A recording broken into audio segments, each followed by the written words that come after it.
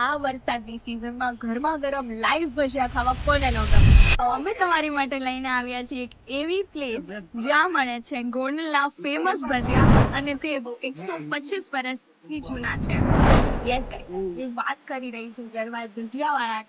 તે 40 વર્ષ જૂના રેલવે સ્ટેશનની સામે હતા અને હવે આવી ગયા છે ન્યૂ લોકેશન પર। અહીં તમને 6 વેરાયટીઝના લાઈવ ભજીયા મળી જવાના છે એન્ડ સાથે 3 અલગ અલગ ચટણી પણ મળી જશે।